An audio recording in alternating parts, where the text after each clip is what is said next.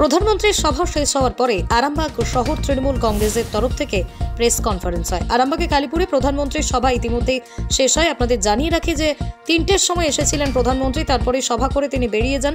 আর তারপরে দেখা যায় সন্ধ্যের দিকে আরামবাগ শহর তৃণমূল কংগ্রেসের পক্ষ থেকে প্রেস কনফারেন্স অনুষ্ঠিত হলো। সেখানে উপস্থিত ছিলেন স্বপন নন্দী সহ অন্যান্য নেতা নেতৃত্বরা সেখানে উপস্থিত ছিলেন। এই প্রেস কনফারেন্সে কি বলছেন তিনি, শুনুন বিস্তারিত। আমরা বিজেপিকে একটা ভোটও দেবো না।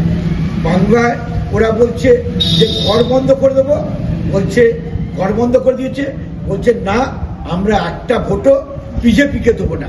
তাই বাংলায় 42 মমতা বন্দ্যোপাধ্যায়ের যে তৃণমূল কংগ্রেস ঘাসের উপর জোড়াফুল, সেই চিহ্নে বাংলার মানুষ রেডি হয়ে আছে যে সমস্ত ভোটটাই মমতা বন্দ্যোপাধ্যায় তৃণমূল কংগ্রেসকে ভোটটা দেবে। নরেন্দ্র মোদী বলছে যে 42-42 পদ্ম ফুটবে, কি বলবে?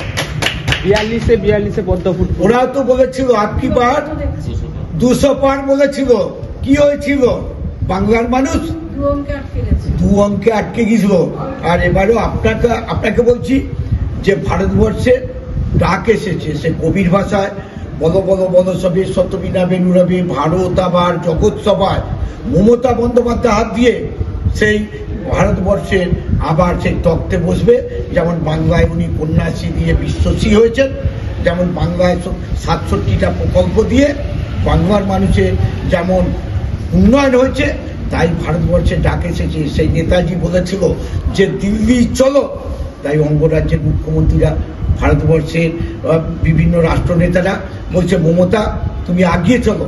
বাংলায় যেভাবে মানুষের কন্যাশ্রী, রূপশ্রী, স্বাস্থ্যসাথী থেকে আরম্ভ করে 67টা তুমি প্রকল্প দিয়েছ, তাই ভারতবর্ষের মানুষও যাতে তুমি ভারতবর্ষের তক্তে বসে সেই বাংলায় যেভাবে তুমি উন্নয়ন করেছো সেই নেতাজির কথায় যে দিল্লি চলো, তাই সবাই চাইছে, ডাক এসেছে যে 2024-এ ভারতবর্ষের দিক নির্দেশ করবেন মমতা বন্দ্যোপাধ্যায়।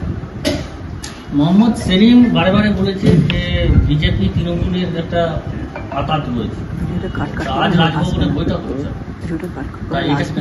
এটা তো প্রোটোকল। মুখ্যমন্ত্রী যখন রাজ্যে যখন প্রধানমন্ত্রী আসে প্রোটোকল, এই যে আজকে সভা ছিল এখানে প্রোটোকলে আমাদের মন্ত্রী বেচারাম মান্নাকে প্রশাসনিক বৈঠকে আসতে হয়েছে। এগুলো তো প্রোটোকল। যে বাংলা নিয়ে উনি বারে বারে বলেছেন, আজকেও উনি বলবেন যে বাংলাকে যে বঞ্চনা করা হচ্ছে সেই বঞ্চনা যাতে না করা হয়, আজকেও উনি সেখানে দাবি করবেন। ওই সেদিন বলতো যে মমতা বন্দ্যোপাধ্যায় কেন প্রধানমন্ত্রীর সাথে দেখা করছে না।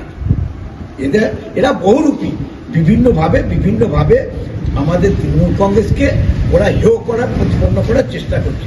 তাই আমাদের মাননীয় মুখ্যমন্ত্রী আজ বলেছিলেন যে 1 তারিখে আমি 100 দিনের টাকা যে কেন্দ্র সরকার দেয়নি সেই কথা কিন্তু আজ রেখেছে।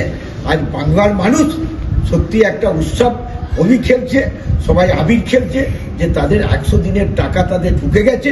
আবার 50 দিনের টাকা, 50 দিনের কাজ মমতা বন্দ্যোপাধ্যায় আমাদের আরম্ভ করবে, যেটা অভিষেক বন্দ্যোপাধ্যায় দিল্লিতে যে মমতা বন্দ্যোপাধ্যায় নির্দেশে যেটা যায়, যেভাবে আন্দোলন করেছিল তার ফল বাংলার মানুষ পেতে। দাদা, বহু মানুষ এসেছিল, অনেক মানুষ কিন্তু মাঠের মধ্যে ঢুকতে পারেনি। তার কারণ হচ্ছে এই দিকটা কাদা এবং এই দিক প্রচন্ড রোদ, যার কারণে গোটা মাঠ জুড়েই লোক ছিল। কি বলবেন? আপনারা বলছেন লোক হয়নি।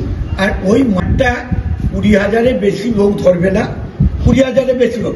আর যখনই এরকম সভায় আরামবাগ অবরুদ্ধ হয়ে যায়, কিন্তু আরামবাগে কোনো রকম কোনো ট্রাফিক জ্যাম নাই। এ তো সব হয়েছে তো সবাই বলছে।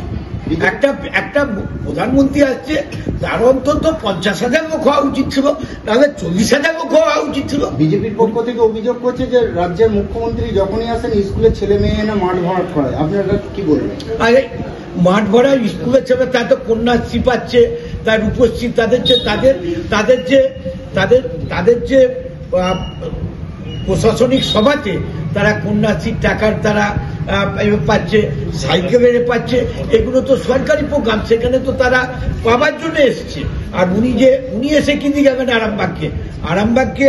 আমি তো আপনাদের কাছে বললাম যে এতগুলো প্রকল্পে কোনো রকম কোনো করবেন না। আরামবাগকে হস্তডিম্ব। আপনারা বলছেন কত, যে লোক কত হয়েছে, কত বলছেন আপনারা? কত হবে? আরামবাগে যেভাবে হচ্ছে, বাংলার সব জায়গা থেকে এসছে, ঝাড়খণ্ড থেকে এসছে, ম্যাক্সিমাম 20-25 হাজার, এর বেশি হবে না। আরামবাগে কোনো জাম্প আছে? আরামবাগে কোনো ভিড় আছে? আপনারা তো নিজেরাই বলুন না। এই তো আমিও তো গেলাম একটু আগে আমাদের পীরের ব্যাগারের জন্য, কোন রকমের শো করে আমরা বেরিয়ে চলে গেলাম। এবারে কিন্তু মহিলার সংখ্যাটাও অনেক ছিল বিজেপির সভায়।